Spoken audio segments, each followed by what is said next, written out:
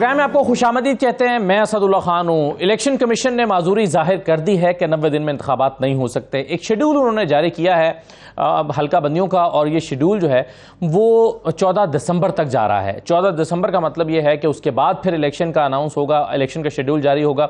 और अगर इलेक्शन का शेड्यूल अगर 2 महीने का भी जारी होता है तो फरवरी में इलेक्शन हो सकते हैं या मार्च में हो सकते हैं। बहरहाल फरवरी से पहले तो किसी सूरत अब इलेक्शन मुमकिन नहीं है इलेक्शन कमीशन के इस ऐलान के मुताबिक। लेकिन मसला यह है कि इसके बावजूद कि नई मरदमशुमारी के अनाउंस हो जाने के बाद पाबंदी है इलेक्शन कमीशन के, वो उसके मुताबिक ही इलेक्शन करवाए, नई हल्का बंदियों के मुताबिक करवाए। लेकिन वकला तंजीमें भी ये समझती हैं और सियासी जमातें भी ये समझती हैं कि इसके बावजूद इलेक्शन 90 दिन में ही होने चाहिए और हो सकते हैं। अब पाकिस्तान बार काउंसिल ने एहतजाजी तहरीक चलाने का ऐलान कर दिया है। इस्लामाबाद बार काउंसिल ने इसको कंडेम किया है इलेक्शन कमीशन के इस नोटिफिकेशन को। इसके अलावा रजा रबानी साहब ने अपनी प्रेस रिलीज जारी की है। इसके अलावा पीपल्स पार्टी और बाकी सियासी जमातें अलग से बयान दे रही हैं कि इलेक्शन को किसी सूरत 90 दिन से आगे नहीं ले जाया जा सकता। क्या इलेक्शन को 90 दिन से आगे ले जाया जा सकता है या नहीं, इस पर कानून बड़ा वाज़ेह है। उसको हम प्रोग्राम में आगे जाके डिस्कस करेंगे कि अगर आर्टिकल 254 को के जिसके सहारे से इलेक्शन कमीशन ने ये दाग बेल डाली है कि वो हल्का बंदियां करा के फिर जाकर फरवरी में इलेक्शन कराएंगे। अगरचे अभी फरवरी मार्च का भी नहीं बताया गया इलेक्शन कमीशन की तरफ से, लेकिन अंदाजा ये है कि अगर दिसंबर में हल्का बंदियां अनाउंस होंगी और फाइनल हमारे सामने आएगा रिजल्ट, तो उसके बाद कम से कम फरवरी में हो सकते हैं, उससे पहले तो नहीं हो सकते, क्योंकि 45 दिन का तो इलेक्शन का अपना भी एक शेड्यूल होता है। तो इसमें अब आर्टिकल 254 जिसका सहारा लेकर इलेक्शन कमीशन ने ये किया है, उसके बारे में सुप्रीम कोर्ट का एक फैसला आ चुका है, उसको प्रोग्राम में जरूर डिस्कस करेंगे। और दूसरा जो नायब तरामीम है उसके हवाले से आज समाअत हो रही थी। चीफ जस्टिस साहब चाहते हैं कि जाने से पहले वो इस केस का फैसला सुना कर जाएं, लेकिन मंसूर अली शाह साहब ने यह कह दिया है कि फुल कोर्ट बनाया जाए। क्या हो रहा है सुप्रीम कोर्ट में, कुछ और अहम केसेस हैं वो भी 22 के लिए फिक्स हुए हैं। कुछ बरियत की दरखास्तें खारिज करने के लिए नायब की जो दरखास्तें थीं वो फिक्स हुई हैं, मरियम नवाज, राना सनाउल्लाह और राहत चीमा के खिलाफ। ये मामला क्या है, तो इन तमाम चीज़ों में बात करेंगे। एक छोटा सा ब्रेक ले रहे हैं, ब्रेक के बाद वापस आते हैं।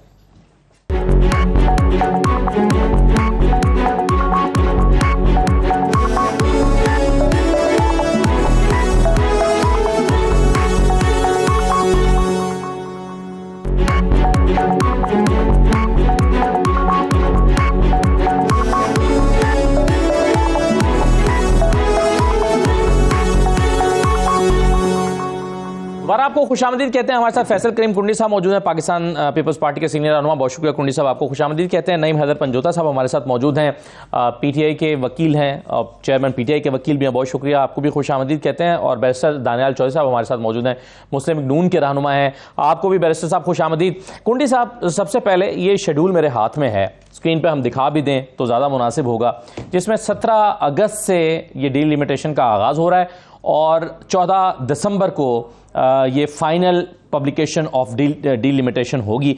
उसके बाद अगर जल्द से जल्द मुमकिन हुआ तो फरवरी में होंगे। इन 90 दिन में तो इलेक्शन नहीं हो रहे। रजा रब्बानी साहब की जो है वो प्रेस रिलीज मेरे हाथ में है, जिसमें वो कंडेम कर रहे हैं और वो कह रहे हैं कि हर सूरत में 90 दिन में इलेक्शन होना चाहिए। ये भी हमने दिखा दी है। ये दोनों चीज़ें एक वक्त में कैसे मुमकिन हो पाएंगी? बिस्मिल्लाहिर्रहमानिर्रहीम। देखें, पाकिस्तान पीपल्स पार्टी का बड़ा क्लियर एक मौक़िफ़ है और माजी में भी हमारा ये था कि 60 दिन के अंदर इलेक्शन होने चाहिए थे। पीडीएम की जमातों ने और इत्यादि जमातों की ख्वाहिश थी कि 90 दिन में इलेक्शन होने चाहिए। हमने 90 दिन की हमने असम्बली तोड़ी, मियाद पूरी नहीं की, दो दिन पहले असम्बली जो है वो डिज़ोल्व कर दी। सीसीआई की मीटिंग में देखिए, सीसीआई कॉन्स्टिट्यूशन में 90 दिन इलेक्शंस के तो हैं, लेकिन डिलिमिटेशन के मुतालिक कॉन्स्टिट्यूशन में जिक्र नहीं है। अब ये है कि ये से इस डिलिमिटेशन से आप सीटें आबादी के लिहाज से नहीं बढ़ा रहे हैं और ना बढ़ा सकते हैं, क्योंकि इसके लिए आपको कॉन्स्टिट्यूशन अमेंडमेंट करनी पड़ेगी और कॉन्स्टिट्यूशन अमेंडमेंट जो है वो पिछली हुकूमत में नहीं हो सकती थी क्योंकि कॉन्स्टिट्यूशन मेजॉरिटी नहीं थी। लिहाजा अब इस कॉन्स्टिट्यूंसी में जो आप कमो बेश आपके हल्के दाएँ बाएँ ये चीज़ जो है ये आप इलेक्शन के बाद भी कर सकते हैं। कोई कॉन्स्टिट्यूशनली ये आपको प्रोविज़न नहीं है कि आप ये खामखा करके और आप जो है इलेक्शन में जाएंगे। नहीं कुंडे साहब, लेकिन जब आप सीसीआई की मीटिंग में बैठ के ये फैसला करते हैं कि हमने अनाउंस करनी है, सेंसस को अनाउंस करना है, तो जब अनाउंस हो जाती है तो ये तो कानूनी कदगन आ जाती है इलेक्शन कमीशन के ऊपर कि उन्होंने डिलिमिटेशन करनी है। लेकिन ज़रूरी नहीं है, इसमें कोई आइन में नहीं है कि आप उसी वक्त ये जो है चीज़ें करेंगे। दूसरी बात यह है कि इसमें अगर इलेक्शन कमीशन बहुत इसमें संजीदा है तो इसमें स्टाफ बढ़ा दें।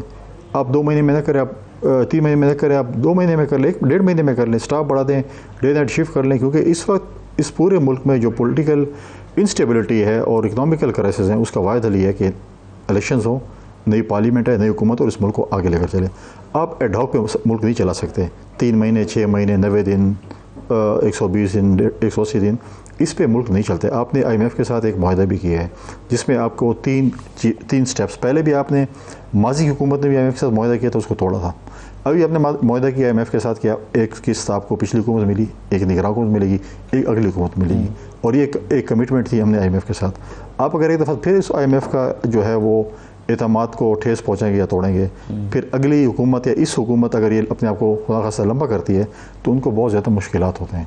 लिहाजा ये चीज़ें जो है मैं समझता हूँ कि ऐसी चीज़ें पे जो है ना वो नहीं करना चाहिए, और इस चीज़ को जो है वो इलेक्शन जो है 90 दिन में करा लेने चाहिए और इस मुल्क को आगे चलना चाहिए। लेकिन जब आप CCIM की मीटिंग में बैठे थे तो उस वक्त आपके जहन में ये बात थी कि जब हम ये सेंसस को अनाउंस कर रहे हैं तो 4 महीने का वक्त तो दरकार होगा, ये इलेक्शन तो आगे जा सकते हैं। 4 महीने का वक्त, 4 से 6 महीने का वक्त दरकार है, लेकिन ये कंपल्शन कॉन्स्टिट्यूशन में नहीं है। सर 51(5) ये कहता है ना कि जब सेंसस अनाउंस हो जाएं इलेक्शन एक्ट 2017 का, तो फिर इलेक्शन कमीशन बाउंड है कि वो उसके मुताबिक ही जाएगा, फिर उसको वो इग्नोर नहीं कर सकता। देखिए प्रॉब्लम ये नहीं है, प्रॉब्लम ये है कि फिर मेरी आबादी बढ़ी है कि आप मुझे हक देंगे सीट बढ़ाने की? सीटें तो नहीं बढ़ सकेंगी। तो फिर तो आप कह रहे हैं कि मतलब इसी सीटों के दरमियान खेलो, इधर 1000 वोट इधर। जब आप CCI में अनाउंस कर रहे थे तो तब सोचना चाहिए। मैं ये कह रहा हूँ कि बिल्कुल नई पार्लियामेंट को आने दें, उसमें आप नई पार्लियामेंट कॉन्स्टिट्यूशनल अमेंडमेंट करें। आबादी बढ़ गई है, पाकिस्तान की आबादी 24 करोड़ के लगभग हो गई है, पहले 21 करोड़ थी, अब 24 करोड़ हो गई है, 3 करोड़ आबादी बढ़ गई है। उसमें आपको सीटें भी चाहिए, अपनी सीटें बढ़ानी है, बिल्कुल बढ़ानी चाहिए, लेकिन अगली पार्लियामेंट को आने दें उनको, उस वक्त के अपोजिशन और हुकूमत को मिलकर सीटें भी बढ़ा देनी चाहिए। अच्छी बात है। कहते हैं कि पुरानी हल्का बंदियों के मुताबिक इलेक्शन हो, बिल्कुल पुरानी हल्के बंदियों के मुताबिक इलेक्शन हो, पुरानी डिमिटेशन के मुताबिक इलेक्शन हो, अगर आप मुल्क को क्राइसिस से निकालना चाहते हैं। अगर आप ऐसी क्राइसिस, तो सर अनाउंस करने की फिर जरूरत ही क्या थी? ये तो एक कंपल्शन है। देखें, एक चीज़ें हैं जो आपने करनी, उसमें मुझे बताएं, एहसान इकबाल साहब कल मैं देख रहा था जियो में प्रोग्राम में थे और वो चाइना से कर रहे थे, और उन्हें ये बात कर रहे थे कि जी मैं चाइना आया हुआ था, मेरी हुकूमत जानने वाली थी, मैंने चाइनीज़ का कोई मीटिंग थी तो उनको मैंने बताया कि मैं मिनिस्टर नहीं रहूँगा उसमें, फिर भी उन्होंने मुझे बुला लिया। तो चीज़ें देखिए, चीज़ें चलती हैं। अब ज़रूरी नहीं है कि आपकी जो चीज़ें रुक जाएंगी। सही, मुल्क चलते रहते हैं, उनके जो है पॉलिसीज चलती रहती हैं, ये नहीं कि पॉलिसीज रुक जाती हैं और चीज़ें ख़त्म हो जाएगी। एक कंपल्शन थी, आपने कर ली है, तो अगर आप इस चीज़ का बहाना बनाते हैं, कॉन्स्टिट्यूशन में चीज़ नहीं है।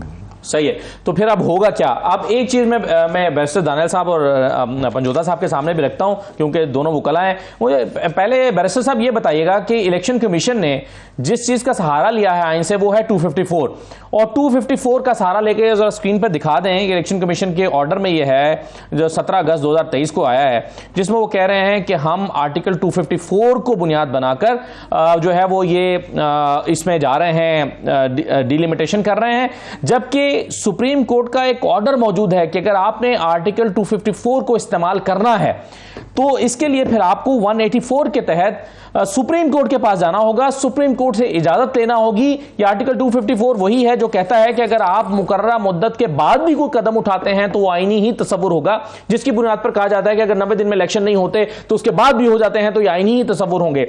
लेकिन इस 254 को अगर आपने इस्तेमाल करना है या इसका सहारा लेना है तो सुप्रीम कोर्ट का ऑर्डर मौजूद है कि इसके लिए आपको जाना होगा पहले सुप्रीम कोर्ट के पास 184 में, और वहां से आप इजाजत लेकर आएंगे। अब इलेक्शन कमीशन ने इजाजत तो नहीं ली सुप्रीम कोर्ट से, लेकिन उन्होंने 254 का सहारा ले लिया है। अब बैरिस्टर दानियाल साहब, आप वकील हैं, इन मामलात को समझते हैं, ये अनकॉन्स्टिट्यूशनल नहीं हो गया इलेक्शन कमीशन का कदम?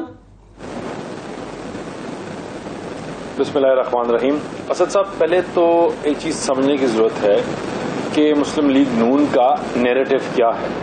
हमारा नैरेटिव ये है कि इलेक्शन अपने टाइम से हो, इलेक्शन कमीशन अपनी चीजें अपने टाइम से खत्म करे, और इंशाअल्लाह हमें उम्मीद है और हमें बहुत यकीन है कि पाकिस्तान को जिस तरह हमने डिफॉल्ट होने से, पाकिस्तान को जिस तरह हमने मसले और मसाइलों से, जहां ये हुकूमती पिछली हुकूमत छोड़ के गई थी, जो हाथ उठा के दुआ करती कि मुल्क डिफॉल्ट हो जाए, वहां से हमने बचाया, और इंशाअल्लाह इलेक्शन जब अपने टाइम से होंगे तो हम 2/3 अक्सरियत के साथ आएंगे, पंजाब में भी आएंगे और नेशनल में भी आएंगे, और इंशाअल्लाह पाकिस्तान में डिलीवर करेंगे, क्योंकि वी बिलीव कि कंटिन्यूटी ऑफ डेमोक्रेसी और डेमोक्रेटिक गवर्नमेंट जो है वो ही इंस्टेबिलिटी को खत्म कर सकती है, और वो ही अपने टफ और डिसीजंस लेके स्टेबिलिटी ला सकती है। यहां तक तो ये हमारी जमात का और हमारा नैरेटिव है। अब जहां तक आप बात करते हैं आर्टिकल 254 की और सुप्रीम कोर्ट का जो डिसीजन है, देखिए सुप्रीम कोर्ट का डिसीजन जो है वो आइन नहीं है, वो लॉ है थ्रू प्रेसिडेंस, और वो लॉ उन्होंने पास किया है। अब जो इसी तरह जो आईनी एक्ट है आर्टिकल का 254, वो इलेक्शन कमीशन को कुछ राइट्स देता है और वो तमाम पार्लियामेंट से ड्राइव करता है वो power. That will always be head of the decisions given by the supreme court, क्योंकि आइन की रूह में फैसले किए जाते हैं। लेकिन इसी सांस में इसके बावजूद हम चाहते हैं कि फ्री एंड फेयर इलेक्शंस हो। हम चाहते हैं कि तमाम पाकिस्तान की आवाम लोग डिलिमिटेशंस के मुताबिक अपने जितने वोटर्स हैं उसके मुताबिक उन लोगों को राइट्स दिया जाए, वोटिंग का प्रोसेस हो, डिलिमिटेशन होनी चाहिए सर। हो। और अगर अभी इलेक्शन आपने कुंडी साहब को सुना, कुंडी साहब कह रहे हैं कि डिलिमिटेशन की जरूरत ही नहीं है, टाइम करे। देखिए यहाँ कुछ जमातें हैं जिनका अभाव है और हम उनको इग्नोर नहीं कर सकते थे, और अब जो ये बॉल है ये बेसिकली तो आपके इंटरिम सेटअप के कोर्ट में है। और मैंने जिस तरह आज उनकी स्टेटमेंट भी सुनी तो उनका भी यही इरादा है कि इलेक्शंस टाइम से हों। ठीक है, अगर कुछ दिन आगे होते हैं आगे पीछे तो वो देखा जा सकता है, लेकिन उनका भी यही ख्याल है और वो भी यही चाहते हैं कि इलेक्शंस अपने मुकर्ररा मुद्दत में हो और फ्री फेयर और ट्रांसपेरेंट हो। सर आपका मुतालबा ने काम किया है, फिर वो अपनी आगे कारकर्दगी और अपने आवाम के सामने। बैसर साहब आपका मुतालबा यह है कि 90 दिन में इलेक्शन हो, वक्त पे इलेक्शन हो, यह आपका मुतालबा है। लेकिन ये जो शेड्यूल जारी कर दिया है इलेक्शन कमीशन ने, आप इसको चैलेंज करेंगे? सुप्रीम कोर्ट जाएंगे चैलेंज करने के लिए? गैर कानूनी अनकॉन्स्टिट्यूशनल नहीं हो सकता ये? देखें, अभी जो सुप्रीम कोर्ट जो इलेक्शन कमीशन ने किया है और जो बात भी की है, स्टेटमेंट भी किया है, बड़ी प्रिलिमिनरी स्टेज में है। अभी मेरा ख्याल से निगरान सेटअप जो है इसके ऊपर गौर करेगी, उसको देखेगी और उसके बाद ये फैसला किया जाएगा। और फिर हमारी जमात भी तब फैसला करेगी और तमाम जो पुराने इत्तेहादियत थे उनसे भी शायद मुशावरत की जाए कि इसके ऊपर क्या हो। लेकिन फिर इसके बावजूद कि हम चाहते हैं कि इलेक्शन टाइम पे हो और हमें उम्मीद है इंशाल्लाह टाइम पे होंगे और पाकिस्तान मुस्लिम लीग नून इंशाल्लाह 2 तहरीक शरीयत से आएगी।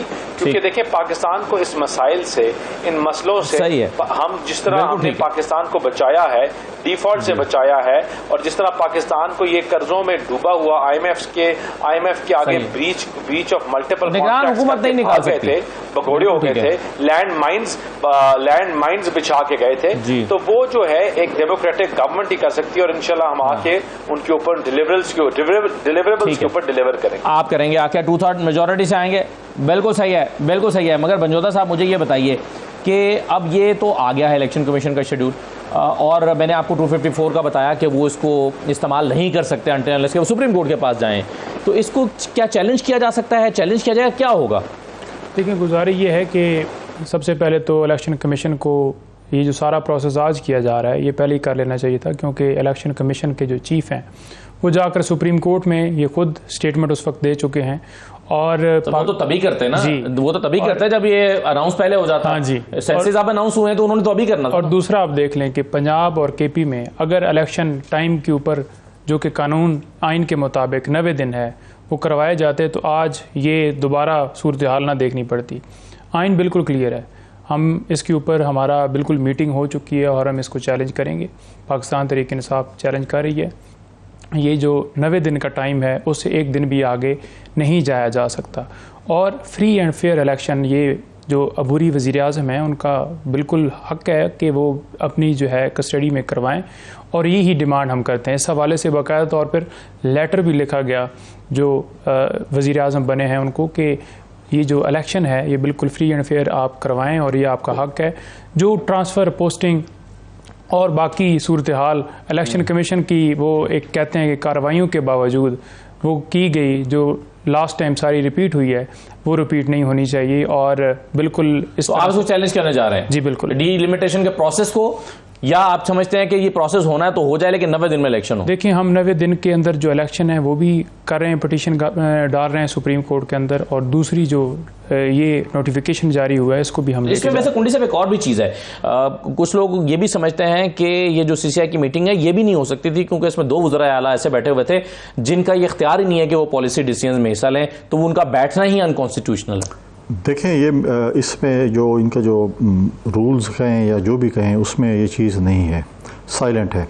इखलाकी तौर पर नहीं बैठ सकते, मैं समझता हूँ इखलाकी तौर पर इसलिए नहीं बैठ सकते क्योंकि उनको मैंडेट हासिल नहीं है अवाम का, पंजाब की वज़ीर आला को और KP के वज़ीर आला को। वो इलेक्टेड नहीं है, उनके वो किसी पार्टी की नुमाइंदगी नहीं कर रहे हैं, उनकी हुकूमत नहीं उस सूबे में, इसलिए वो एक कायम मकाम या कहें या जो इंटरम गवर्नमेंट है उसके जो है वो चीफ मिनिस्टर हैं जिसको पास अवाम का मैंडेट नहीं है सूबे का कि उनका केस जाके वो रिप्रेजेंट कर सकें। लिहाजा वो इखलाकियात के दायरे में आता है। कोई कॉन्स्टिट्यूशनल बाउंडिंग इस चीज़ की मैंने नहीं देखी, मैं देख रहा था लेकिन उसमें मुझे नज़र नहीं आ रहा क्योंकि इसमें चीज़ साइलेंट है। लेकिन जो चीज़ें जो है ना दानियाल साहब कह रहे हैं, दानियाल साहब को एक चीज़ को क्लियर होना चाहिए कि उस स्केड्यूल आ गई उसके मुताबिक आप कह रहे थोड़ा सा आगे पीछे नहीं हो सकता। देखें जब 90 दिन से पहले या 90 दिन के बाद है, जब ये चीज़ आपने दिसंबर तक का है ना, उसके बाद सुप्रीम कोर्ट में लोग जाएंगे। सपोज मेरी डिलिमिटेशन गलत होगी, मैं जाऊँगा, आप जाएंगे, दानियाल साहब जाएंगे, और सुप्रीम कोर्ट को तो ये हाल है कि जो इलेक्शन ट्रिब्यूनल के केसेस हैं, असम्बली ख़त्म हो चुकी है, अभी तक सुप्रीम कोर्ट में वो केस पड़े हुए हैं, फैसले नहीं हो सके। लिहाजा अगर हम ये गुंजाइश देते हैं तो फिर अपने हाथ से आप टाइम दे रहे होंगे कि आप जितना खेलना चाहें खेलें। लिहाजा हम समझते हैं कि कॉन्स्टिट्यूशन के दायरे के अंदर ये चीज़ होनी चाहिए। जो मेरे भाई ने बात की KP और पंजाब के इलेक्शन के हवाले से, देखें वो नहीं हो सकते थे। वो इसलिए नहीं हो सकते थे कि जब तक आप पूरे पाकिस्तान में इलेक्शन न करें, अगर आप पंजाब और KP में इलेक्शन कराते और इत्यादी जमातें जीत जाती, आप कहते हैं धांधली हुई है, और फॉर एग्जाम्पल कोई भी जीत जाता, आज पंजाब में और KP में इलेक्शन होता, वहाँ का चीफ मिनिस्टर अपना पूरा जोर लगाता अपनी पार्टी को जितवाने के लिए, क्योंकि माजी में आपने देखा PTI की जब हुकूमत थी, कश्मीर का इलेक्शन, GB का इलेक्शन, वहाँ पर वज़ीर आज़म भी जा रहा था, मिनिस्टर भी जा रहे थे, बेदरेक फंड इस्तेमाल कर रहे थे, इलेक्शन कमीशन चीख पुकार कर रहा था, लेटर पे लेटर भेज रहा था और रद्दी की टोकरी में वो फेंक रहे थे, और क्या हुआ आखिर में? कुछ नहीं हुआ। आखिर में यह कि फिनिशिंग लाइन कौन फिनिशिंग लाइन पे पहुंचे, वो पहुंच गए। लेकिन इसके बावजूद सुप्रीम कोर्ट का एक फैसला 14 मई के इलेक्शंस के हवाले से तारीख का एक हिस्सा बन गया है, और क्योंकि ये बातें जो आप कह रहे हैं चीफ जस्टिस ऑफ पाकिस्तान और बहस को आप देखें, सुप्रीम कोर्ट को चाहिए था ना अपने कंटेम्प्ट ऑफ कोर्ट में कर लेते। जब वो ये कर सकते हैं कि जो है आप लाएं बंदे को मेरे जजेस के रास्ते से मर्सिडीज़ में लाएं, उनको जो है रेस्ट हाउस में रखें, उनको पुलिस लाइन में रखें, उनको ये खाना दें, उनको ये लोग मिलें, उनकी आप पहली दफ़ा, मुझे नहीं पता, मुझे पहली दफ़ा ऐसे नज़र आ रहा है कि लीगल उसमें पहली दफ़ा कोई बंदा जो है रिमांड पे उसको पेश किया जाए, उसकी ज़मानत हो जाए, तो ये सब कुछ हो सकता था, तो फिर इस फैसले भी वो खामोश थी। ये परसों एक मुलाकात हुई है चीफ इलेक्शन कमिश्नर की चीफ जस्टिस ऑफ पाकिस्तान के साथ, शाम के वक्त तकरीबन 7 बजे से 9 बजे के दरमियान बताया जा रहा है कि एक मुलाकात चीफ जस्टिस के ऑफिस में हुई है। उस मुलाकात के बाद अगले दिन चीफ इलेक्शन कमिश्नर जो है वो ऐलान कर देते हैं कि हम तो शेड्यूल दे रहे हैं, इलेक्शन नहीं हो सकता 90 दिन के अंदर। इससे क्या तासुर लिया जाए कुंडी साहब, कि एतमाद में लिया गया चीफ जस्टिस को? नहीं, नॉर्मल देखें, अब कई मुलाकातें हैं चीफ जस्टिस की और चीफ इलेक्शन कमिश्नर की होगी, बाकी लोगों के साथ भी करेंगे। उनकी जो जॉब डिस्क्रिप्शन है वो उसको उनको इजाज़त देती है कि आप मुलाकात करें, बहुत से मामलात जो है वो करेंगे। और हम मेरे पास जो उनका रिकॉर्ड चीफ इलेक्शन कमिश्नर का, जो मैंने उनकी जो चीज़ें देखें, जब वो ऑफिसर भी थे, जिस किस्म की वजह वो बड़े अपराइट ऑफिसर रहे हैं। हम इस पर गिला इसलिए नहीं कर सकते, और ये तो डेफिनेटली नहीं कर सकते कि इनके लगाए हुए हैं। हमें जो ताने देते थे कि फलां बंदा तो आपने लगाना है, तो मतलब ये है कि हम ये चाहते हैं कि चीफ इलेक्शन कमिश्नर बड़े अपराइट आदमी है, और वो ये जो है चीज़ जो है ये जो इस वक्त एक अभाम बना हुआ है और मुल्क में एक अनसर्टेनिटी बनी हुई है, उसका वाहिद हल ये चीज़ कर सकते हैं कि एक फ्री एंड फेयर इलेक्शन मुल्क में हो और मुल्क आगे की तरफ चले। सर, अब एक मसला ये है कि एक तहरीक का चलाने का ऐलान किया गया है। ज़रा मैं कुछ प्रेस रिलीजेज आपको दिखा देता हूँ, फिर मैं सवाल रखता हूँ। एक प्रेस रिलीज आई है पाकिस्तान बार काउंसिल की तरफ से, और पाकिस्तान बार काउंसिल ने जो लफ्ज़ इस्तेमाल किया वो किया है कि strongly condemned the decision of election commission of Pakistan to delay election beyond constitution limit of 90 days. अच्छा, फिर आप इस्लामाबाद बार काउंसिल का अगर आप प्रेस रिलीज देखें तो उसमें भी जो लफ्ज़ इस्तेमाल किया गया है वो यही कंडेमनेशन का लफ्ज़ इस्तेमाल हुआ है कि strongly condemned the decision of election commission of Pakistan. अच्छा, फिर इसके बाद आप लाहौर बार एसोसिएशन की एक प्रेस रिलीज अगर देख लें तो वो कह रहे हैं कि जी वकला के ऊपर छापे मारे जा रहे हैं, और जब तक ये छापे नहीं रोके जाएंगे पुलिस को हम अदालतों के अंदर दाखिल नहीं होने देंगे। ये लाहौर बार एसोसिएशन की एक प्रेस रिलीज जारी हुई है।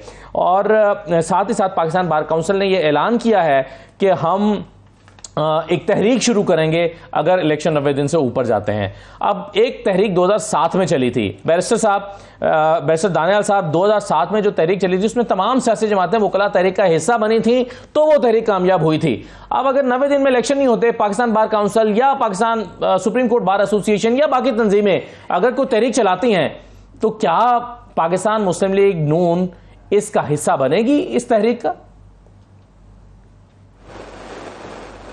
देखें, पहली चीज़ एक असद साहब जो चीज़ अंडरस्टैंड करने की है कि ऐसी कोई चीज़ जो पाकिस्तान की सॉवरेंटी को, हमारी मईशत को और हमारी इस सिस्टम को डीरेल करने का हो या उसमें कोई चीज़ उसको ख़राब करने की हो, तो पाकिस्तान मुस्लिम लीग नून उसका हिस्सा नहीं बनेगी।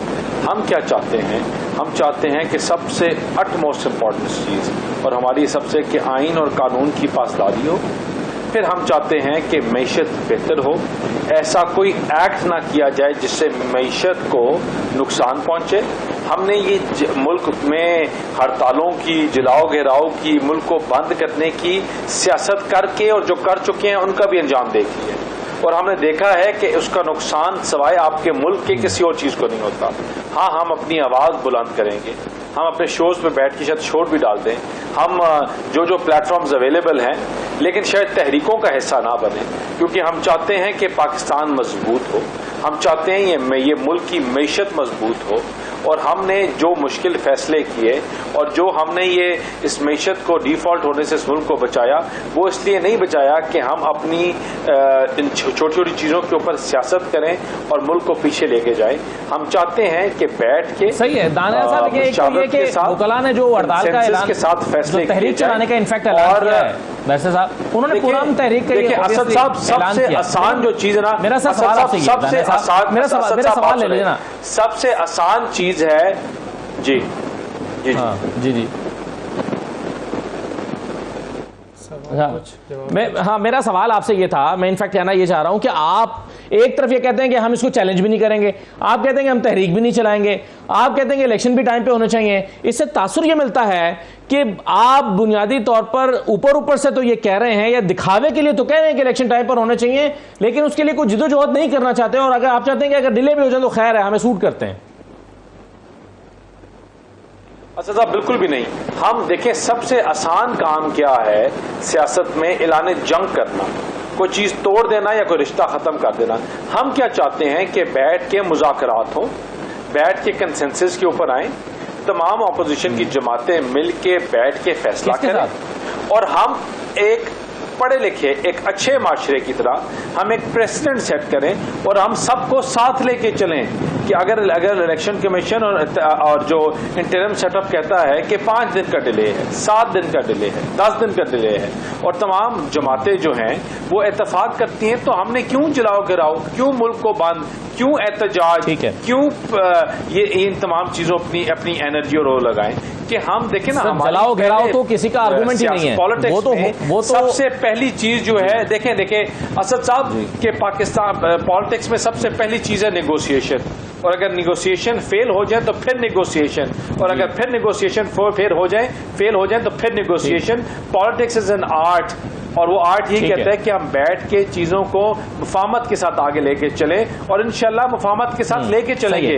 अगर हमने इतने इत्तेहादियों को यहाँ तक लेके पहुंचाया है, मुल्क को डिफॉल्ट होने से बचाया है, मुल्क को यहाँ तक बेहतरी तक लेके आए हैं, तो इंशाल्लाह इन तमाम जमातों के साथ हम इकट्ठे, हम हुकूमत के साथ, हम तमाम जमातें हुकूमत के साथ बैठेंगे और इंशाल्लाह एक middle ground, we will come to a middle ground where हम आप आराम से बैठ के फैसले कर, दरमियानी रास्ता आप कहते हैं, ना फरवरी ना नवंबर, सही है। लेकिन मौजूदा साहब ये पहले भी आर्गूमेंट, जब पंजाब के इलेक्शन में बात होती थी तो आर्गूमेंट ये आता था कि जी अगर 5 साल बेयर मिनिमम की बात होती थी, लेकिन उसमें सुप्रीम कोर्ट के अंदर खड़े होकर फिर बहुत सारे वकला ने कहा कि देखें जी, अगर तो 90 दिन से ऊपर एक दिन भी चला गया है तो फिर 10 दिन भी जा सकता है, फिर तो 20 दिन भी जा सकता है, फिर क्या कदगन है कि जी आपने फिर 90 दिन में करा, जब 90 दिन में नहीं हुआ तो फिर 2 महीने भी आगे जा सकता है, इससे क्या फर्क पड़ता है? देखें, मुल्क के अंदर स्टेबिलिटी के लिए, और ये सारा आपने देखा कि लास्ट टाइम भी सारा प्रोसेस किया गया और जो ये बात कर रहे हैं मईशत के हवाले से, वो भी आपके सामने है कि 6 से 0 पे कैसे आई, कौन उसका ज़िम्मेदार है, क्या कितने फंड्स जो हैं पूरे पंजाब के अंदर और पूरे पाकिस्तान के अंदर लगते रहे।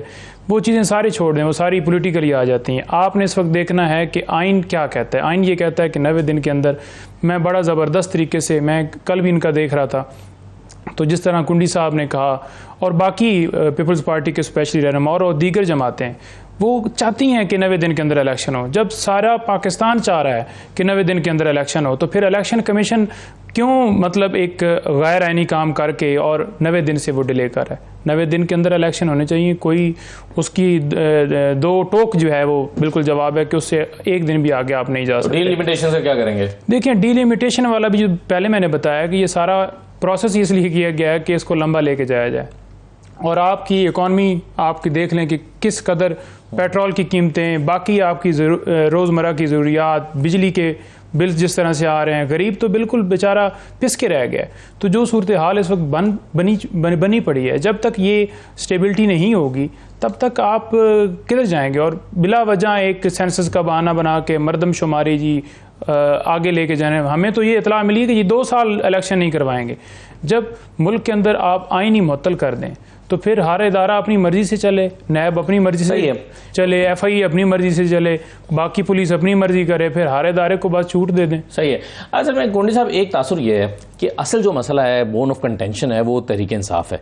और तहरीक इंसाफ का फैसला नहीं हो पा रहा कि इसको बैलेट पेपर पर रखना है नहीं रखना है। नून लीग के कुछ रहनुमा, सीनियर रहनुमा ऐलान ये मुतालबा कर रहे हैं कि जिसको बैलेट पेपर से निकाले। राना तनवीर साहब ने यह मुतालबा किया है। एक डिबेट अगरचे वहाँ पर भी है। तो एक तासुर यह है कि जब तक तहरीक इंसाफ को पॉलिटिकली किल नहीं कर दिया जाता, इलेक्शन में नहीं जाया जाएगा। ना ये PMLN को, ख़ास तौर पर PMLN को सूट करता है, ना पंजाब में मेजर बड़ी सियासी जमातों को सूट करता है। तो आपकी इस पर राय क्या है कि तहरीक इंसाफ को क्रश करना ज़रूरी है इलेक्शन में उतरने से पहले, वरना इलेक्शन डिले हो जाए? देखिए, पाकिस्तान भी उस पार्टी का बड़ा क्लियर मौक़िफ़ है इसके ऊपर कि हम किसी भी पॉलिटिकल पार्टी के बैन के फेवर में नहीं है। माजी में मुशर्रफ दौर में पाकिस्तान भी उस पार्टी को भी बैन किया गया था। हमने पाकिस्तान भी उस पार्टी पार्लियामेंटेरियन बनाई। बख्श अमीन फ़हीम साहब उसका हमने उस वक्त जो है वो प्रेसिडेंट बनाया और हम इलेक्शन में गए। हम नहीं चाहते कोई पॉलिटिकल पार्टी बैन हो, तमाम को इक्वल प्लेइंग फील्ड हो। हाँ, अगर पार्टी कोई लीडर है, अहदेदार है, वर्कर है, अगर वो किसी ऐसे प्रैक्टिसेस में इन्वॉल्व हैं जिनको अदालतें सज़ा देती हैं, जिनको अदालतें डिस्क्वालीफाई करती हैं, वो तो अदालतों ने करना है। उसका फैसला आपने और मैंने नहीं करना। आपने और मैंने अगर फैसला करना है या आवाम ने फैसला करना है, उन्हें बैलेट के ज़रिए करना है। और उसको हक को हम तो कहते हैं उनका निशान होना चाहिए। हमने माजी में मुख्तलिफ इलेक्शंस डिक्टेटरों के ख़िलाफ़ भी लड़े। पाकिस्तान पीपल्स पार्टी इलेक्शन जीती भी है, पाकिस्तान पीपल्स पार्टी इलेक्शन हारी भी है, पाकिस्तान पीपल्स पार्टी को हरवाया भी गया है। हमने हर किस्म की जो है वो फिल्में देखी हैं। तो लिहाजा हम चाहते हैं कि हर किसी को इक्वल प्लेइंग फील्ड, अगर आवाम जिस पार्टी को भी वोट करती है, जैसे अब उनकी ख्वाहिश है तलाल साहब की, दानियाल साहब की, कि हम 2-3 अक्सरियत से पंजाब में आएंगे और उसमें आएंगे, सेंटर में आएंगे। इनकी ख्वाहिश है, मेरी भी ख्वाहिश है कि मेरे पार्टी का चेयरमैन जो है वो वज़ीर आज़म बने। और ख्वाहिश के साथ इम्कान भी है आपके ख्याल में? हम देखिए, हम मेरिट की बुनियाद पे आएंगे। हम मेरिट की बुनियाद पे आएंगे। हम मेरिट ये है कि जब हम इलेक्शन में जाएंगे, हमारे जब नंबर गेम हम दिखाएंगे अपनी इत्तेहादी जमातों को, जो भी उस वक्त की इत्तेहादी जमातें होंगी, कि हमारे ये नंबर्स हैं और आपके नंबर कम है, हमारे नंबर ज़्यादा हैं, तो हमारा जमहूरी हक बनेगा। इनकी ख्वाहिश होगी कि इनकी पार्टी का वज़ीर आज़म आ जाए। हर जमात की पार्टी का ख्वाहिश है कि उनके वज़ीर आज़म आ जाए। अभी भी अगर आप देखें अदम एतमाद में PMLN के नंबर ज़्यादा थे। मेजॉरिटी इत्तेहादी जमातों ने कहा कि हमारी गारंटी जो है आसिफ अली ज़रदारी साहब लें, हमने ली, लेकिन नंबर PMLN के ज़्यादा थे। इनका हक बनता था कि जो वज़ीर आज़म ये लाते, इन्होंने शहबाज शरीफ साहब को वज़ीर आज़म बनाया। जब कल हमारे नंबर ज़्यादा होंगे तो हम मेरिट पे जाएंगे, हम बोलेंगे कि हमारा मेरिट बनता है और हमारे पार्टी के जो चेयरमैन उसको वज़ीर आज़म बनाना चाहते हैं। तो ये तो जब इलेक्शंस होंगे तो अवाम ने फैसला करना है कि किसको उन्होंने हुक्मरानी करनी देनी है। तो लिहाजा जो भी है एहतसाब है, जो भी है वो अवाम ने करना है। सियासतदानों का एहतसाब हर 5 साल बाद अवाम करती है वोट के ज़रिए।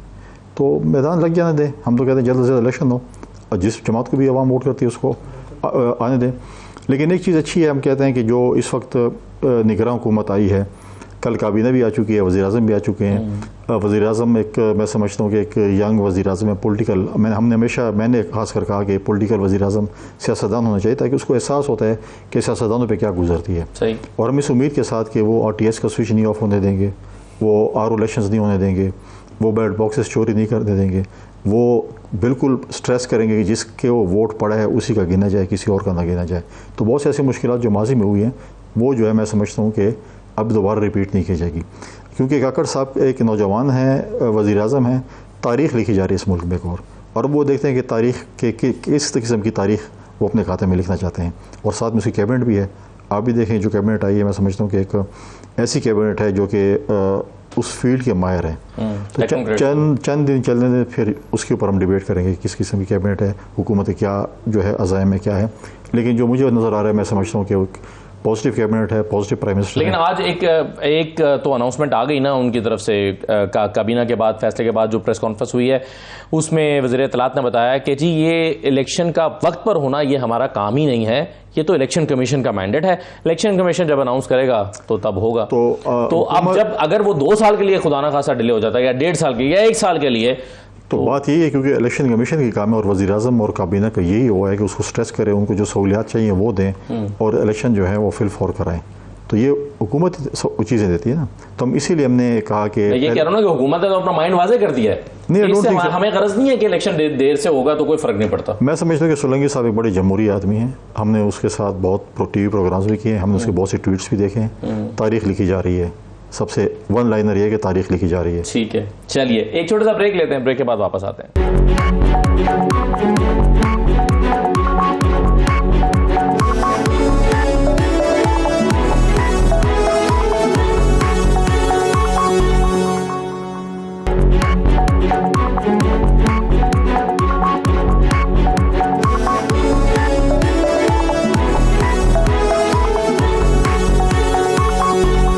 ब्रेक के बाद दोबारा खुशामदीद कहते हैं। बैरिस्टर दानियाल साहब, ये मरियम नवाज़ और आहत चीमा साहब की और राना सनाउल्लाह साहब की जो नैब की दरखास्तें थी 2-2, 2.5 साल पुरानी, 3 साल पुरानी मुख्तलिफ केसेस में, वो पेंडिंग थी और अब वो मुकर्रर हो गई हैं समाअत के लिए। 22 तारीख को इस पर हेयरिंग होगी। ये क्या है, ये इंफ्रैक्चर्स हो चुकी हैं, ये बिल्कुल ख़त्म करने के लिए लगाई जा रही हैं कि चलिए इसको निपटा दिया जाए, या हवाओं का रुख तब्दील हुआ है, ये क्या हुआ है? आप इसको कैसे देख रहे हैं, इनको जो समाअत के लिए मुकर्रर हो गई हैं?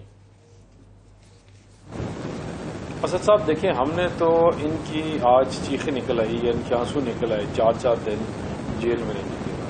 हमारी जमात का कोई सीनियर लीडर ऐसा नहीं है जो इसने 2 साल 2.5 साल जेल में गुजारा। इन्हीं काल कोठरियों में टाइम गुजारा, इन्हीं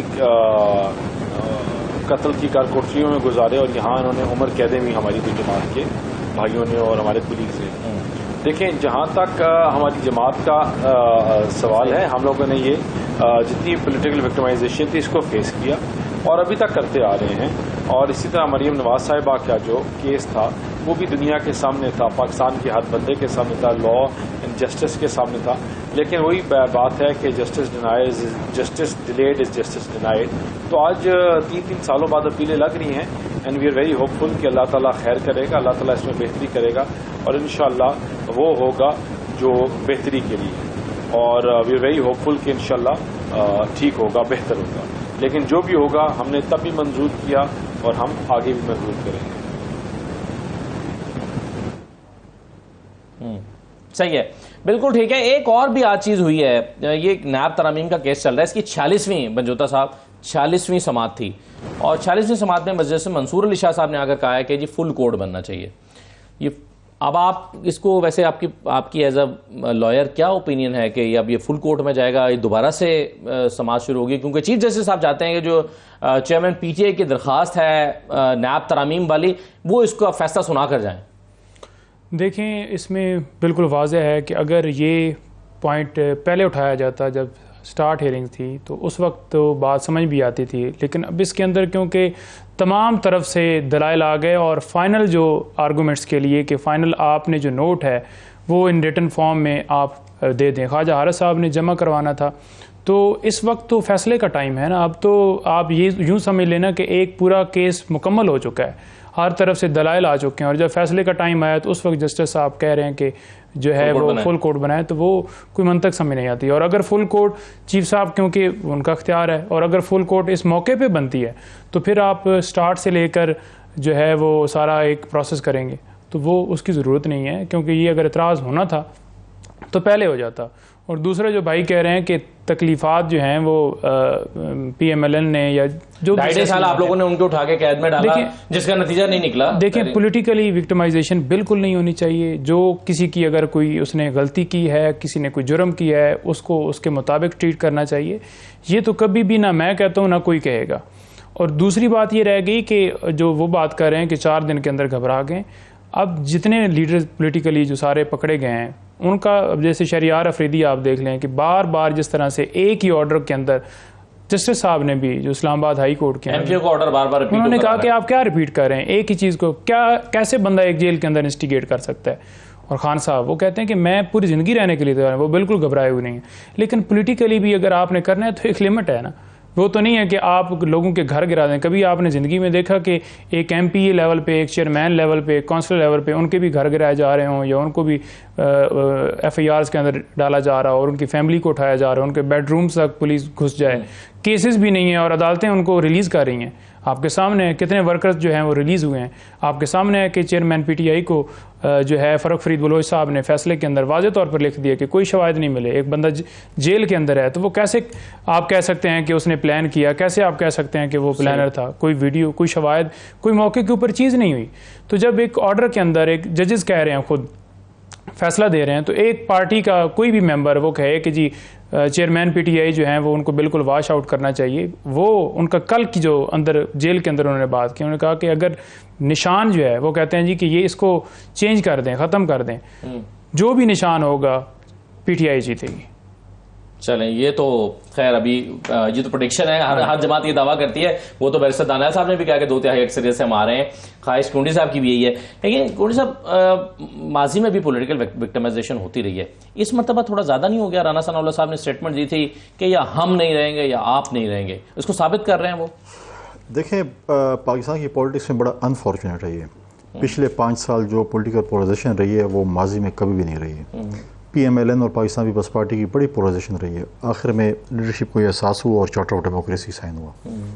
उसके बाद जो पोलराइजेशन पिछले 5 साल में हुई, उससे पहले अगर आप देखें जिस तरीके से यूथ को, पॉलिटिकल वर्कर को लगाया गया अपने पॉलिटिकल मुखालफिन के ऊपर, हर किसी के ऊपर। आप अगर एक प्रोग्राम के खिलाफ करते, जो ट्रोलिंग आपकी होती थी या किसी और की होती थी, गालम गलोच की सियासत, न बड़े छोटे की तमीज़, न कुछ, मतलब ये चीज़ें जब हो रही थी और हमारे साथ होते थे हमारे जो दोस्त PTI में, हम कहते हैं ये न करें, ये चीज़ें नहीं होनी। इन्होंने शहरियार अफरीदी की बात की। देखें, शहरियार अफरीदी हमें भी प्रोग्राम मिलता और वो क्या था, देखें मैं अल्लाह ताला के नाम के नीचे खड़ा हूँ, कौमी असम्बली, मैंने सारी वीडियो देखी और इसमें राना सनाउल्लाह साहब मुलव्वस हैं। अब वो कहते हैं कि नहीं, मुझे तो पता ही नहीं है। भाई आप इतनी बड़ी बात कर रहे हैं इस चीज़ में।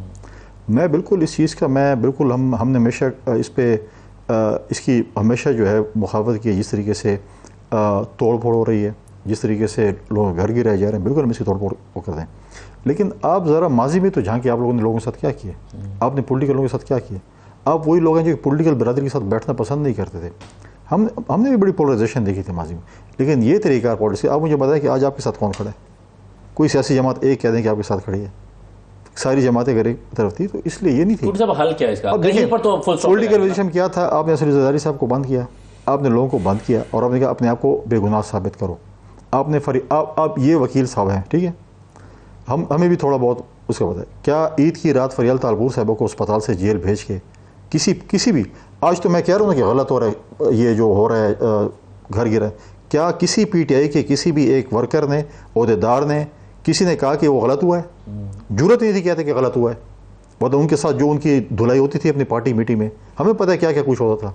लेकिन आज वो भुगत रहे, आज वो किधर चोरी के मजनू आप लोगों के। और शहरियार आफरीदी के स्टेटमेंट से कि जी मैंने नहीं देखी थी, बाद में बदल जाने से आपको अंदाजा नहीं हुआ कि फिर वो शहरियार आफरीदी नहीं कर रहे थे, कोई और कर रहा था? जो भी है, फिर आप अल्लाह ताला के नाम के नीचे खड़े हो कि इतना कल में जान अल्लाह को देनी है, फलाना ये करने, देखें फिर आप न करते ऐसी चीज़ें, इतने इंतहा तक न जाते।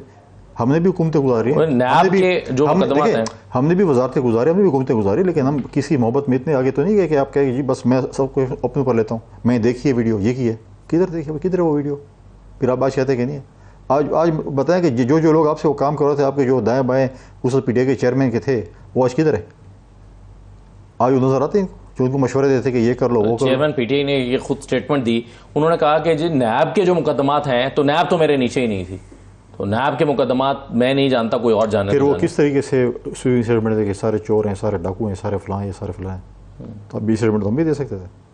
लेकिन आज अगर नैप उनके अंडर नहीं तो आज नैप इसका हल क्या है? जो इस वक्त आप पोलराइजेशन, इस वक्त बेचैनी है ना कुंडी साहब, पाकिस्तान की फजा में, सियासी फजा में बेचैनी है ना इस वक्त, घरों पे छापे। इस मुल्क का फ्यूचर ये है कि इस मुल्क में तमाम सियासी जमातों को, स्टेक होल्डर्स को बैठना पड़ेगा और इस मुल्क में एक चार्टर ऑफ प्रॉस्पेरिटी पे साइन करना पड़ेगा। चार्टर ऑफ प्रॉस्पेरिटी इस मुल्क में आना पड़ेगा, वरना ये जो पॉलिटिकल पोलराइजेशन है ये जितनी आगे जाएगी उतना ही मुल्क तबाह होगा। जो ऑपोजिशन में होता है वो तो कहता है कि मैं बैठना पड़ेगा, लेकिन जब जो हुकूमत में आता है वो इसको इनिशिएट नहीं करता, वो नहीं बैठना चाहता। जब तहरीक इंसाफ हुकूमत में थी उस वक्त वो अपोजिशन के साथ नहीं बैठना चाहती थी, फिर जब वो दब गए और उन्होंने एक मुज़ाकराती टीम बना दी तो हुकूमत ने इनकार कर दिया। उन्होंने कहा हम आप क्यों आपके साथ बैठे? वो एक गैर संजीदा मुज़ाकराती टीम थी, आपस में बैठे हैं, वो मुज़ाकराती टीम नहीं थी, वो एक गैर संजीदा मुज़ाकरा। हम तो फिर भी डायलॉग्स में बिलीव कर रहे थे, हमने हमेशा डायलॉग्स की पॉलिटिक्स की, हमने हमेशा अपनी सियासी मुखालफी। आप सारा कुछ छोड़ दें, इस पूरे 5 साल में आप प्रेसिडेंट ज़रदारी साहब की सिर्फ बड़ी महदूद तकरीरें उन्होंने की हैं पार्लियामेंट में, उनकी तकरीर के निचोड़ आप निकाले उन्होंने क्या कहा था। ये चीज़ हम पे गुजरी हुई हैं, आज ये लोग जिस चीज़ से गुजर रहे हैं हमने कई चीज़ें हमने गुजारी हुई हैं, लेकिन जब इख्तियार में बंदा होता है वो कहता है बस ये सारी दुनिया मेरी है, मैं तो अपोजिशन में जाना ही नहीं है, बस सब कुछ जिस पॉलिटिकल डायलॉग की आप बात कर रहे हैं, क्या इस वक्त ये मुमकिन है? क्योंकि आपकी जो इत्तेहादी सियासी जमात है PMLN, क्या आप उसको ये कन्विंस कर पाएंगे पंजाब में इलेक्शन लड़ने के लिए? जी ठीक है, आप थोड़ा सा हाथ हल्का रखें, तहरीक इंसाफ को मार्जिन दें, उसे आने दें, अपने मुकाबले में इलेक्शन लड़ने दें, क्या आप उनको ये कन्विंस कर पाएंगे? क्या वो कन्विंस होंगे इस बात से कि हाँ तहरीक इंसाफ को एक फ्री ग्राउंड देकर हम इलेक्शन जीत जाएंगे? देखें, ये किसी की ख्वाहिश नहीं है। मैं कहता हूँ कि यार मैं भी उस पार्टी हूँ, मैं कहता हूँ सारी जमातों को ख़त्म कर दें और मुझे पूरे पाकिस्तान में इलेक्शन पीपल्स पार्टी को, ये नहीं कहता। आपकी ख्वाहिश पे कोई जमात आ नहीं सकती, आपकी ख्वाहिश पे कोई जमात जा नहीं सकती। आपने डायलॉग्स की बात की, आपको पता है कि इसी हुकूमत जब फॉरेन मिनिस्टर थे बिलावल भुट्टो ज़रदारी साहब और फिर पार्लियामेंट में ज़रदारी साहब खड़े होकर उन्होंने कहा कि हमें पॉलिटिकल डायलॉग्स करने चाहिए, और फिर वही PTI की कमेटी थी जो आई थी और डायलॉग्स भी की, हमने अपने इत्तेहादियों को उस वक्त भी राज़ी किया। लेकिन चीज़ है कि आप हर वक्त अगर आपकी तरफ जो है ना वन वे ट्रैफिक हो तो वन वे ट्रैफिक पे नहीं चल सकती। आप अगर बोलें कि मेरी मर्ज़ी पे अगर आप चलते तो ठीक है, आपकी मर्ज़ी पे नहीं चल सकता, तो इस किस्म की जो है चीज़ें नहीं होती। लेकिन ये एक सीखेगी।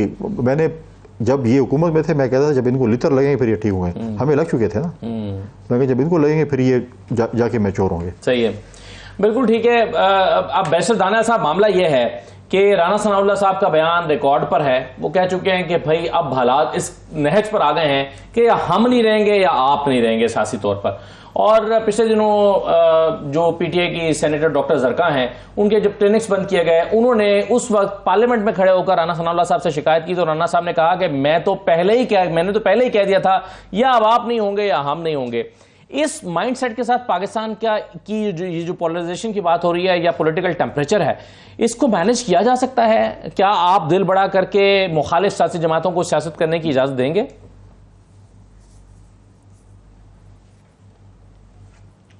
भाई उन्होंने बोला कि पॉलिटिकल विक्टिमाइजेशन पीक पे हो रही है और किस तरह लोगों के घर गिराए जा रहे हैं। मैं इनको याद दहानी करना चाहता हूं कि इमरान खान साहब ने यही किया हमारे रहनुमाओं के साथ, हमारे लीडर्स के साथ यही किया लाहौर में, और मैं और दूर तक क्यों जाऊं। मेरी अपनी शादी के दिन कुंडी साहब शायद उस दिन आए हुए थे या नहीं आए हुए थे, आई वाज इनवाइटेड, लेकिन इन्होंने मेरा घर की दीवारें गिराई।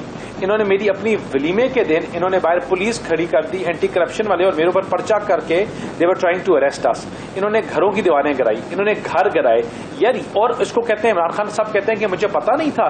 उसकी मॉनिटरिंग शहजाद अकबर के थ्रू इमरान खान खुद डायरेक्ट कर रहा था।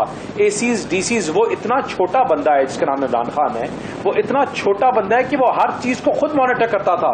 मैंने खुद कॉल सुनी है, हमारे एक दोस्त थे जो वहां मौके पे थे, उनके साथ एक बंदा बैठा था जिसने शहजाद अकबर ने माइक ऑन करके इमरान खान पूछा था कि आपने अभी तक फलां बंदे को फलां को क्यों नहीं अरेस्ट किया। ये इनकी जहनी कैफियत है, और ये जहनी कैफियत इसलिए है क्योंकि इनकी दिमाग में ये बीमारी है और आज उनका इलाज हो रहा है। इनके साथ क्या पॉलिटिकल विक्टिमाइजेशन हुई है? इमरान खान को आज 4 दिन नहीं हुए, इनके किसी बंदे को मुझे आप बात बताते, शहरियार अफरीदी मेरा भाई है, ये तो ये भी नहीं कह सकते, ये जो हमारे साथ चलते थे हमारा फोन उठाने से डरते थे, हम तो ढंके की चोट पे कहते हैं कि जो गलत है वो गलत है, जो ठीक है वो ठीक है। लेकिन मुझे एक बात बताएं कि आप इन लोगों ने जो हाल किया लोगों का, ये तो उनके सामने अपनी जमात के सामने स्टेटमेंट नहीं दे सकते थे। ये गंदी बात ना करें, गाली ना दें तो इनको शाबाश शाबाश नहीं मिलती थी। इनकी परवरिश और इनकी ट्रेनिंग ये थी कि आप जाके बुरा भला कहें। ये टॉक शोज में कहते थे इनको पट्टे डालो। हम मुझे बताएं कि ये जुबान हम लोगों ने इस्तेमाल की, हम लोगों ने इसको फिरोग दी। ये जाके लोगों के घरों में माओ बहनों के ऊपर जो उन्होंने पर्चे कटवाए वो पिछले 1.5 साल में हमने किया। हम तो फिर चार्टर ऑफ इकोनॉमी की बात करते थे, हम फिर मिल बैठ के मुल्क को आगे चलाने की बात करते आपने थे। तो वैसे इन्होंने जो बीज बोया है ये बहुत आगे तक बदला, जाएगा। मतलब अगर ये नहीं हो सकता ये कि हमने सह लिया और ये जो आप कह रहे हैं वो सब हुआ, लेकिन पिछले 1.5 साल में आप कह रहे हैं कि पिछले 1.5 साल में आपने नहीं किया, बल्कि शहबाज शरीफ साहब ने स्टेटमेंट दिया था अभी कि जी हमने क्या हुआ मुझे बताएं ना यार, कि मुझे बताएं कि को जेल नहीं भेजा। मुझे असद साहब मुझे बताएं कि इनका 1.5 साल लोग अपने 6-6 महीने से घरों में अंदर रहा, कोई 8 महीने भी किसी ने जेल काटी, किसी ने किसी के ऊपर कोई और मसला हुआ, किसी के घरों पे शादी वाले दिनों पे हमले हुए। ये तो अभी तक गौसार मार्केट में दंदनाते फिरते रहे हैं। ये तो 9 मई का वाकया ना होता। बताएं जी, आज आप क्यों शिकायत कर रहे हैं? जलाओ गिराओ ना करते, अफवाज पाकिस्तान को गालियां ना देते, अपने मुल्क के टैंकर्स को ना जलाते, जहाजों को आग ना लगाते, उनके ऊपर टैंक कोर के ऊपर और हमला ना करते, तो ये तो आज भी वक्त हमें मुख्तसरन वाला था। हमने करते हैं, लेकिन आज अगर पाकिस्तान को यहां तक कोई लेके आया है तो यही लोग हैं और यही जिम्मेदार हैं, और ये ठीक तब ही होगा जब इनके अंदर से कीड़ा और ये बीमारी खत्म होगी। ठीक है, ठीक है। पंजोदा साहब आज क्या शिकायत कर रहे हैं आप?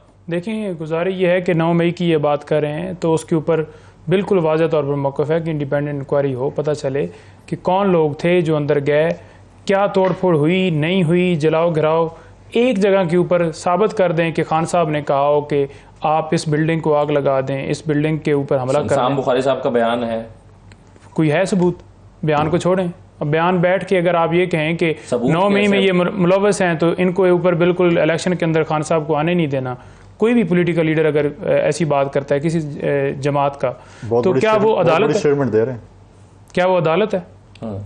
जो भी पॉलिटिकल लीडर कह रहा है, क्या वो अदालत है? कोर कमांडर की पैंट घुमा रहा था, वो क्या था? वो सजा देगा। तो आप कह रहे हैं सबूत है, तो सबूत जाहिर है किसी ने रिकॉर्डिंग तो नहीं बनाई होगी ना जाके। नहीं, खान साहब के हवाले से खान साहब ने कहा जब मैं गिरफ्तार हूंगा तो ऐसे वाकयात होंगे।